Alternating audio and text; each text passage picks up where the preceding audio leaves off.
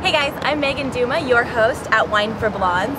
Now many of you guys probably don't know this, but I'm actually originally from Kansas City, home of some of the world's best barbecue. Now the only place in San Diego that I will eat barbecue is Phil's Barbecue. As you can see behind me, that's where I am tonight. Now, two of my favorite things in the entire world are one, wine of course, but two, barbecue. So tonight I'm especially excited because Phil's is doing a tasting with Paso Robles wines. Now, tonight that means that I will get to eat some of Phil's big beefy ribs paired with delectable wines from Paso Robles, California. Little side note about the word Paso Robles. When I first read the word Paso Robles, my 8 years of Spanish teaching taught me that it should be pronounced Paso Robles. That was when I actually went to Paso Robles, and all the locals there looked at me like I was a total freaking wine blonde for pronouncing it Paso Robles. Just to save yourself some embarrassment, I thought I would share that story. Back to the wine. The Paso Robles region is actually located in the middle of California, right between Los Angeles and Sacramento, in a region called the Central Coast. Now, the Central Coast is known for its hot days and its cool nights, as ocean air comes through the Templeton Pass and warms the vineyards at night. It creates some great varietals.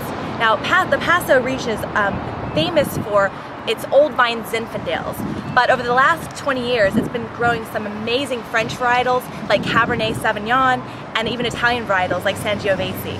Now the mixing and blending that's happening with all those different types of grapes is really cool and it is delicious.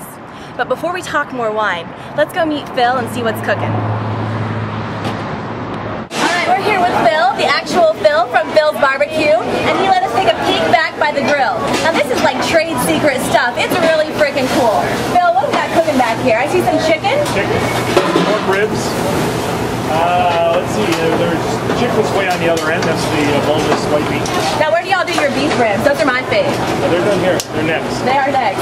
Alright, the beef ribs are absolutely delicious. They fall off the bone, and the sauce, freaking amazing.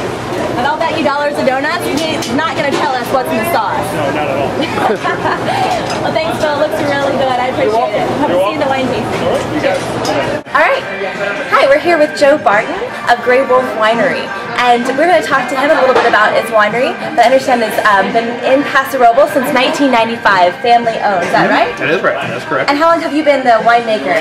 1997 was the time that I took it over, and I've been making it ever since then. So I guess that's about 12 years. I don't know how many harvests now. I can't really count that anymore. All right, very cool. Joe was telling me that he does something pretty cool with all of his wines. Each of them have a very distinct name and a story behind that name. Tonight we're going to learn about your Zinfandel. The Zinfandel is the big bad wolf, and the explanation of that is big, it's bad, and it's a robust Zinfandel, and that's the style of it. And the focus is that it's mostly west side Zinfandel on the western slope of Paso Robles, and also with a little bit of Petit Syrah, so that gives a little bit more depth, a little bit more color, more firmness, and there's a more oak on that wine than you would definitely see on most Zinfandels. Generally, they're more softer bodied. I really try to make it a little more aggressive, and with the oak, or what I call timber, really adds weight to the wine. So that's really the focus behind that particular wine. All right, cool. How much Petit Syrah is in the wine? Actually, it's about. I think it's. I was going to read my labels because I got everything's a blend for me.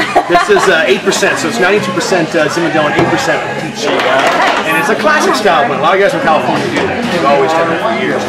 The fun thing about it is that it doesn't, it keeps the Zinfandel being uncomplicated. Sure. It gives it a little bit of fun. And it gives a little, Petit Syrah actually is a funny varietal because the name Petit Syrah would make you think that it's going to be a very soft, small wine. It's nothing of the sort. Petit Syrah is a huge wine. It's bigger, I think, even in Cabernet at times. Well, the idea behind the real explanation for Petit Syrah is that it was kind of mistaken for Syrah, but it's petite because the berry is really small. So in its essence, you're going to get a variety that's very extractive because there's not going to be a lot of juice in there. Right. So it's going to be mostly skin, so it'll be dark, really extractive. So Petit Syrah, it lends itself to the right definition, but it's one of those kind of like Zinfandel, it's American grade. Got brought over and they just named it something. I love it. I love it. I love it. All right, well, let's try some of your big bad Zin The big bad wolf right here.